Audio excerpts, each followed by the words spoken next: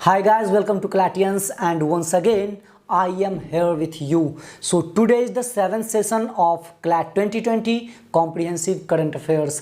तो आज के करंट अफेयर्स में हम लोग 3 पार्ट कवर करेंगे। 3 पार्ट में इस करंट अफेयर्स को कवर करेंगे। सबसे पहले इंपॉर्टेंट कॉम्प्रिहेंसिव करंट अफेयर्स, उसके बाद शॉर्ट करंट अफेयर्स और लास्ट में कुछ इंपॉर्टेंट टॉपिक कवर करूंगा। तो चलिए शुरू करते हैं आज का इस सेशन।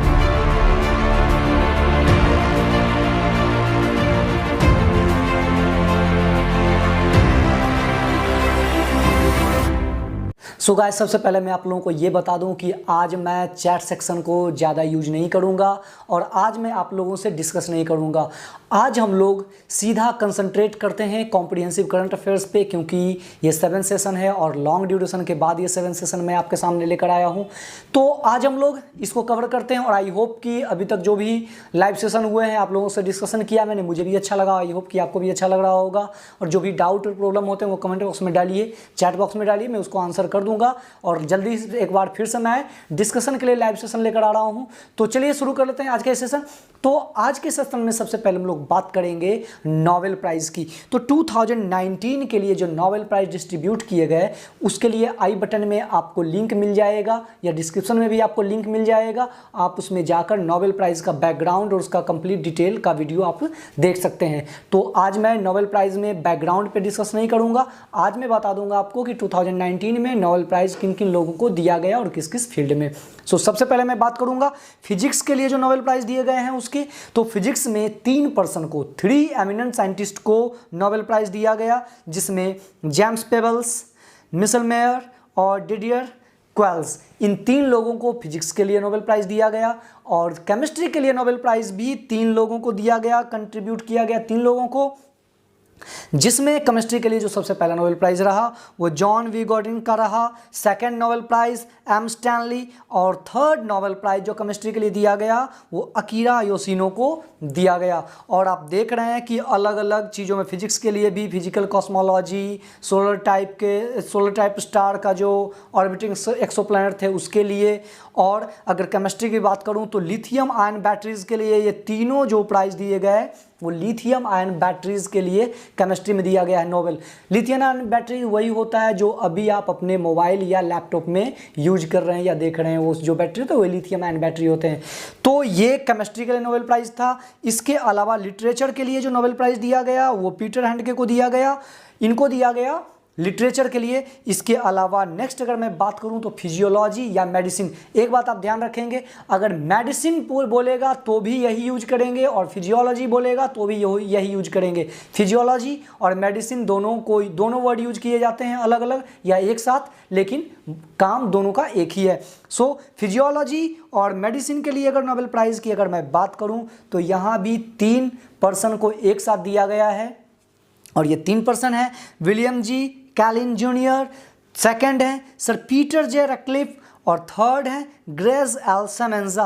और इन 3 लोगों को ऑक्सीजन एवेबिलिटी के जो सेल सेंस हैं उसको एडॉप्ट जो करता है उसके लिए स्पेशली इन 3 लोगों को दिया गया है फिजियोलॉजी और मेडिसिन का नोबेल प्राइज।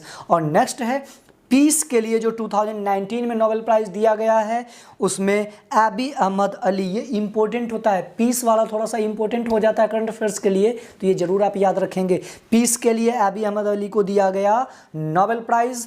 और इसके अलावा इकोनॉमिक साइंस या इकोनॉमिक्स के लिए भी जो नोबेल प्राइज दिए गए हैं उसमें इंडिया के भी नाम आते हैं। और इस year Abhijit Banerjee, Esther Duflo और मिशेल क्रैमर को दिया गया। इन 3 लोगों को, 3 एमिनेंट पर्सन को दिया गया इकोनॉमिक्स के लिए नोबेल प्राइज। और इन तीनों को ग्लोबल पॉवर्टी के बेसिस पे दिया गया, जो एलिवेट करने का अप्रोच जो किया जाता है, जो एक्सपेरिमेंटल अप्रोच है जो ग्लोबल पॉवर्टी को एलिमिनेट करने का, उसके रिसर्च के लिए इनको इकोनॉमिक साइंस में नोबेल प्राइज डिस्ट्रीब्यूट किए गए। और एक इम्पोर्टेंट फैक्ट मैं आपको बता देता हूं कि 1901 यानी कि 1901 में पहली बार नोबेल प्राइज डिस्ट्रीब्यूट किया गया था। ठीक है। और 1901 से लेकर 2019 तक जो नोबेल प्राइज डिस्ट्रीब्यूट किए गए तो दो कैटेगरी होते हैं। आप जब आई बटन में, ऑलरेडी मैंने आपको पहले ही बताया, आई बटन में लिंक अवेलेबल है वीडियो का जो नोबेल प्राइज़ के लिए स्पेशली बनाया गया है, उसमें बैकग्राउंड इन्फॉर्मेशन आपको मिल जाएगा, या डिस्क्रिप्शन बॉक्स में भी मैंने डाल दिया है, आप एक बार उसे देख लेंगे। इसके अलावा मैं आपको बता दूं कि ऐसे थोड़ा सा मैं बता देता हूं, नोबेल प्राइज़ जो मिलता है उसको दो कैटेगरी होते हैं, नोबेल प्राइज़ और इकोनॉमिक्स का नोबेल प्राइज़ अलग होता था पहले, बाद में दोनों को एक साथ मर्ज कर दिया गया। तो नोबेल प्राइज़ और इकोनॉमिक्स के लिए दिया जाने वाला नोबेल प्राइज़ दोनों को मिलाकर 1901 से 2019 तक total 597 times Nobel prize distribute किए गए हैं। सो ये नोबेल प्राइज़ के इंपॉर्टेंट इंफॉर्मेशन थे। And the next is UNICEF. तो यूनिसेफ ने अभी हाल ही में क्रिप्टो करेंसी के थ्रू डोनेशन को एक्सेप्ट किया है। क्रिप्टो करेंसी, आई होप आप लोग समझ रहे होंगे, क्रिप्टो करेंसी डिजिटल करेंसी होता है, लाइक बिटकॉइन ईटीसी। सो आप लोग समझ रहे, बिटकॉइन को तो आप जानते होंगे। सो बिटकॉइन, क्रिप्टो करेंसी ईटीसी। अब यहाँ पे इंपॉर्टेंट क्या है, आप सभी लोग मुझसे कंटिन्यू कह रहे थे कि एक लिस्ट प्रोवाइड करवाने के लिए। आप एक बात समझो, जो करंट अफेयर्स मैं प्रोवाइड करवा रहा हूँ आप लोगों को यहाँ पे, वो सारे करंट अफेयर्स को आप टॉपिक समझ लें। ऑब्वियसली अगर आप इतना कवर कर लेते हैं तो आप लोगों का क्वेश्चन कंटिन्यू मुझसे रहता है कि क्या ये सफिशिएंट है। 100% सफिशिएंट हो जाएगा अगर आप एज ए टॉपिक इसको कवर कर लेते हैं। सो गाइस, यूनिसेफ ने क्रिप्टो करेंसी को अडॉप्ट किया, तो इसमें दो चीज़ों को आपको डीप में पढ़ने की ज़रूरत है। सबसे पहला, क्रिप्टो करेंसी के बारे में कंप्लीट इन्फॉर्मेशन ले लीजिएगा, और दूसरा यूनिसेफ के बारे में कंप्लीट इन्फॉर्मेशन ले लीजिएगा। आई होप कि क्रिप्टो करेंसी से क्वेश्चंस आ सकते हैं, यानी कि क्रिप्टो करेंसी पे बेस्ड कोई एक पैसेज हो सकता है। सो आप इसे एक बार जरूर पढ़ लेंगे। सो फाइनली यूनिसेफ ने क्रिप्टो करेंसी से डोनेशन लेने का फैसला किया है।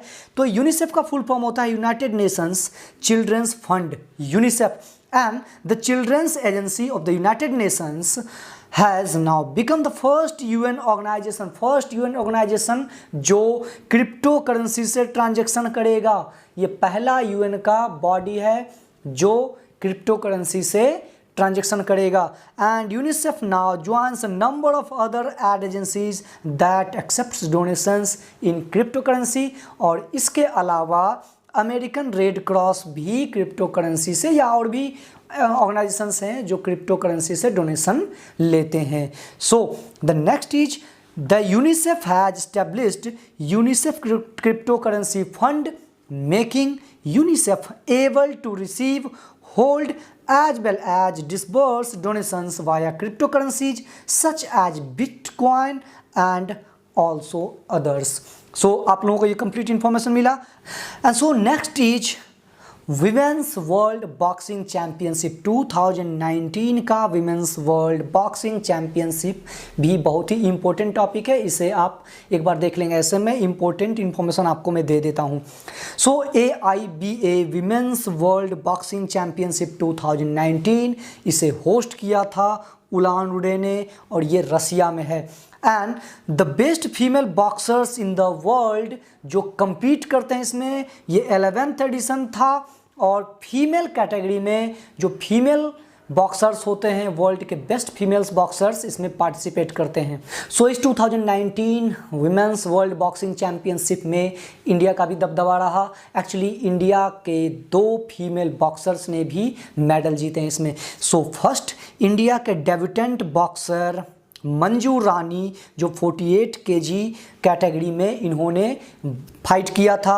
ये इंडिया की फर्स्ट इंडियन विमेन बॉक्सर हैं। 18 साल के इस लॉन्ग कैरियर में जो पूरा चला है अभी तक का वर्ल्ड बॉक्सिंग चैंपियनशिप का, उसमें पहली बार ऐसा हुआ है कि कोई डेब्यूटेंट फाइनल में कोई विमेन बॉक्सर पहुंची है।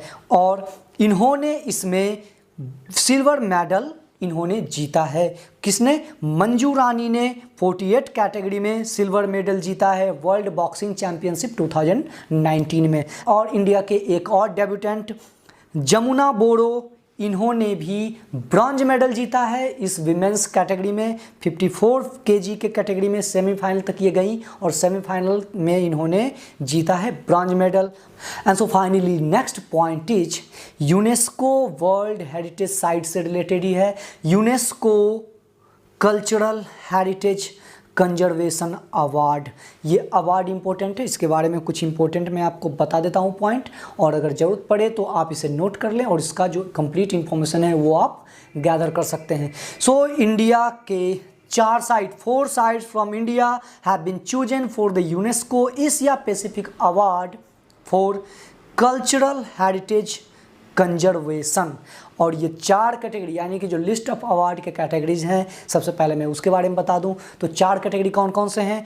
Awards of distinction, award of merit, honourable mention and award of excellence. ये 4 कैटेगरी है और इस 4 कैटेगरी में अलग अलग चीज़ों को, अलग अलग लोगों को या अलग अलग ऑर्गेनाइजेशन को ये दिया गया है। तो डिस्टिंक्शन अवार्ड्स, जो अवार्ड्स ऑफ डिस्टिंक्शन है वो Vikram Sarabhai library, Indian institute of management IIM Ahmedabad, and it is restored bye architect Brinda Somaiya. और इसी तरीके से award of merit, honourable mention और अवार्ड ऑफ एक्सीलेंस, इन सभी अवार्ड को, ये जो लिस्ट है अवार्ड के, वो अलग अलग कैटेगरी में इंडिया के अलग अलग साइट को दिया गया, जो कल्चरल हेरिटेज कंजर्वेशन अवार्ड 2019 थे जो यूनेस्को ने डिस्ट्रीब्यूट किया है। एंड द नेक्स्ट इज नाम समिट 2019। तो आपको मैं पहले बता देता हूँ नाम के बारे में, जो इम्पोर्टेंट इन्फॉर्मेशन है मैं वो आपको बता देता हूँ। इसके अलावा नाम के ऊपर कंप्लीट इन्फॉर्मेशन आप जरूर गैदर कर लेना और नोट्स प्रिपेयर कर लेना। सो नाम समिट 2019 के बारे में थोड़ा सा इन्फॉर्मेशन मैं दे देता हूँ। नाम एक्चुअली इसका फुल फॉर्म है नॉन अलाइंड मूवमेंट, यानी कि नाम। और ये जो समिट 2019 में हुआ है ये बाकू में इसको ऑर्गेनाइज किया गया था। एंड ये 18th नाम समिट था जो ministerial meetings and senior official meetings को इसने प्रिसीड किया है। एंड नेपाल के PM ओली एंड बांग्लादेश के PM Sheikh Hasina are also attend this summit. And आपको ये भी मैं बता दूं कि Nepal is a founding member of NAM summit. ये फाउंडिंग मेंबर है, और इतना ही नहीं, नेपाल के साथ साथ इंडिया भी इसका फाउंडिंग मेंबर है। यानी कि एक तरह से आप मान लें कि इंडिया नाम का फाउंडर है। और ये नाम के बारे में कंप्लीट इन्फॉर्मेशन आप जरूर ले लेना, ये बहुत ही इंपॉर्टेंट टॉपिक हो सकते हैं। And the non alignment movement was founded in 1961। तो थोड़ा सा मैं हिस्ट्री बता देता हूँ। 1961 में नाम को फाउंड किया गया था और ये बेस्ड था किस चीज़ पे? It's based on Bandung principles that was adopted at the Belgrade summit. Belgrade summit में इसको अडॉप्ट किया गया था और ये बेलग्रेड समिट हुआ कब था? इन 1955। सो 1955 में बेलग्रेड समिट हुए थे। और मैंने आपको पहले ही बता दिया कि इंडिया भी नाम समिट का फाउंडिंग मेंबर है। And the next is Bharat की लक्ष्मी। एक्चुअली ये भारत की लक्ष्मी क्या है? भारत की लक्ष्मी एक कैंपेन है जो गवर्नमेंट ऑफ इंडिया के द्वारा चलाया गया, ये एक इनिशिएटिव है। और भारत की लक्ष्मी ये जो कैंपेन है ये विमेन एम्पावरमेंट के लिए स्पेशली सेलिब्रेट किया जाता है। यानी कि वैसे विमेन जो एक्स्ट्रा ऑर्डिनरी अचीवमेंट जिनका होता है उनके लिए भारत की लक्ष्मी कैंपेन को सेलिब्रेट किया जाता है। और इसके लिए एक्टर दीपिका पादुकोण और शटलर PV सिंधु को एम्बेसडर चुना गया है। और ये प्राइम मिनिस्टर नरेंद्र मोदी का इनिशिएटिव है भारत की लक्ष्मी मूवमेंट या कैंपेन। और इसके अलावा मैं आपको साथ ही साथ बता दूं कि विमेन एम्पावरमेंट के ऊपर भारत की लक्ष्मी के अलावा और भी कैंपेन या स्कीम गवर्नमेंट ऑफ इंडिया ने चला रखे हैं। और उसका नाम मैं बता दूं, महिला E-हार्ट, Beti Bachao Beti Padhao, one stop centre scheme, working women hostels, सुधार गृह, द सुधार स्कीम और स्टेप स्कीम। और ये जो मैंने बताया ये सारे कैंपेन, इसके बारे में शॉर्ट नोट आप जरूर बना लेना। मे बी इससे क्वेश्चंस पूछे जा सकते हैं करंट अफेयर्स में, या इससे रिलेटेड जो टॉपिक है, ये जो टॉपिक है इससे रिलेटेड कॉम्प्रिहेंशन आपको इंग्लिश में यूज किया जा सकता है। सो अभी मैंने पहले पॉइंट पे डिस्कस किया कॉम्प्रिहेंसिव करंट अफेयर्स। अब आपसे मैं डिस्कस करूँगा शॉर्ट करंट अफेयर्स जो बहुत ही इंपॉर्टेंट हो सकते हैं आपके लिए।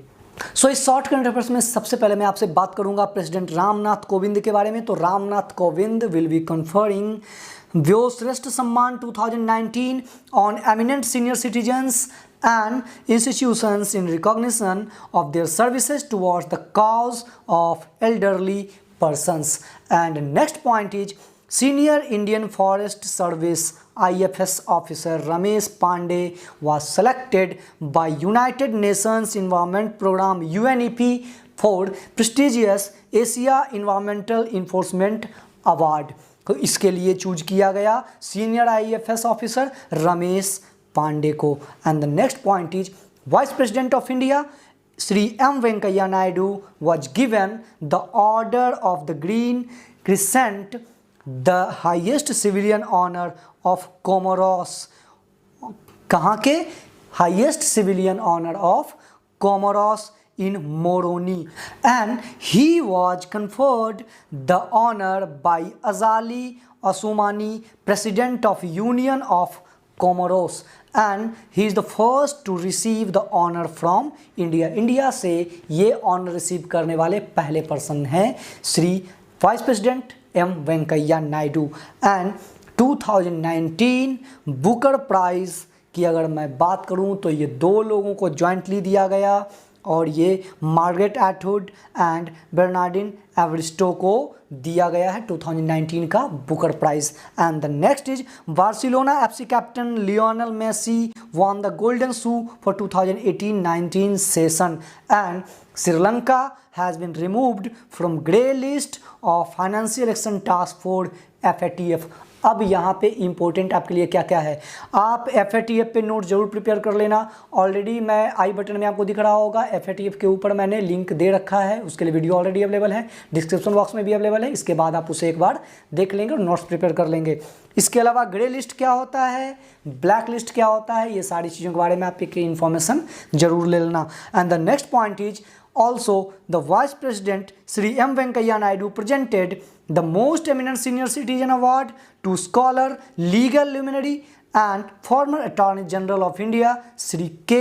Parasaran, and he was honored with the award on the occasion of Elders Day celebration organized by Age Care India।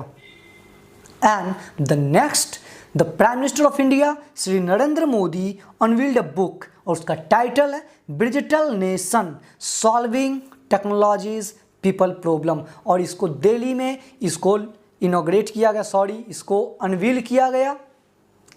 And the book has been authored by N. Chandrasekaran, chairman Tata sons and Rupa Purushottaman. इन दोनों ने इसको authored किया था और prime minister Narendra Modi ने इसे unveil किया, और बुक का नाम था digital nation solving technology people problem. और नेक्स्ट की अगर मैं बात करूं तो defence minister Rajnath Singh, India के डिफेंस मिनिस्टर हैं Rajnath Singh, and he is inaugurated the highest bridge in India, and this bridge was named after the lion of Ladakh. और लायन ऑफ लद्दाख किसको कहा जाता है? कर्नल शिवांग रिसोन को। सो इनको लायन ऑफ लद्दाख कहा जाता है। डिफेंस मिनिस्टर ऑफ इंडिया यानी कि राजनाथ सिंह ने एक हाईएस्ट ब्रिज इनॉग्रेट किया जिसका नाम इनके नाम पे रखा गया। And the next point is Praveen Kumar has scripted the history by becoming the first Indian man to win a gold medal at wushu world championship. Wushu world championship में प्रवीण कुमार ने हिस्ट्री क्रिएट किया है, फर्स्ट मैन है जिन्होंने gold medal जीता है। और एक इम्पोर्टेंट इन्फॉर्मेशन आपके लिए कि Lucknow based city Montessori school, इसने Guinness book of world record में इसने अपना नाम दर्ज करवाया है। किस चीज़ के लिए? स्ट्रेंथ के मैटर में, स्टूडेंट के स्ट्रेंथ के मैटर में वर्ल्ड्स लार्जेस्ट स्कूल का इसको खिताब मिला है। Guinness book of world record में इसे ऐड किया गया है। सो ये फाइनली था शॉर्ट करंट अफेयर्स, और अब मैं डिस्कस करने वाला हूँ आपसे कुछ इंपॉर्टेंट शॉर्ट टॉपिक। तो चलिए एक बार उसे देख लेते हैं। तो आपको मैंने आपसे बताया था, आप सभी लोग मुझसे डिस्कस किए थे, आप सभी के लिए मैंने टेलीग्राम का चैनल तो ऑलरेडी बनाया ही था, मैंने टेलीग्राम के लिए ग्रुप भी बना रखा है जिस पे आप डिस्कस कर सकते हैं, नोट्स शेयर कर सकते हैं। मैं भी आप लोगों के लिए जो लेकर आ सकता हूँ वो लेकर आऊँगा। आप कमेंट बॉक्स में और चैट बॉक्स में हमें बताएं कि आपको क्या चाहिए, मैं देख रहा हूँ। बट अभी मैं आप लोगों से ज़्यादा डिस्कस नहीं कर सकता हूँ क्योंकि थोड़ा सा टॉपिक पर रहना है। जल्दी ही आप लोग मुझे बताइए, आपके अगर कोई क्वेरीज या कोई प्रॉब्लम है तो मैं जल्दी से आपके लिए नेक्स्ट सेशन, आपके लिए मैं एक लाइव सेशन ले आऊँगा जिस पर हम लोग प्रॉपरली डिस्कस कर लेंगे। तो आज आज मैं आपको बता दूं, कुछ असाइनमेंट दे देता हूं जो आपको कवर कर लेना चाहिए।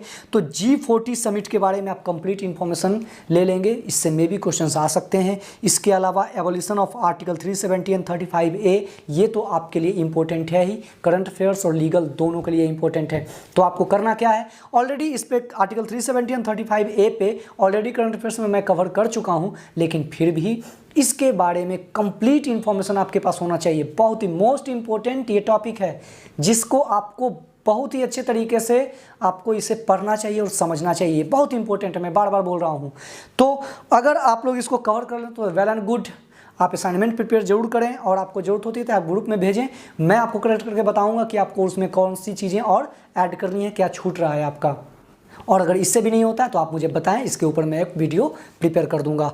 और नेक्स्ट है about G20 health ministers meeting. G20 health ministers meeting के बारे में आप इंफॉर्मेशन ले लेंगे, ये भी इंपॉर्टेंट है। और एकता दिवस के बारे में आप जरूर जान लेंगे। और एकता दिवस के बारे में क्या जानना है, एस्टैब्लिशमेंट कब से मनाया जा रहा है, किस दिन मनाया जाता है, थीम क्या होते हैं, ठीक है, ये और क्यों मनाया जाता है, ये सारी चीज़ें आपको इसके बारे में इंफॉर्मेशन होना चाहिए। तो गाइस फाइनली आज हमने तीनों पॉइंट पे डिस्कस किया, जिसमें कॉम्प्रिहेंसिव, शॉर्ट और इम्पोर्टेंट करंट अफेयर्स थे। और साथ ही साथ मैंने आपको कुछ टॉपिक भी बता दिए जिस पे आप एक असाइनमेंट जरूर प्रिपेयर कर लेना। सो गाइस आपको आज का ये सेशन कैसा लगा, आप मुझे कमेंट बॉक्स में ज़रूर बताएं। आपके लिए कमेंट बॉक्स हमारा बहुत इंपॉर्टेंट है, आप कमेंट बॉक्स में ज़रूर बताएं।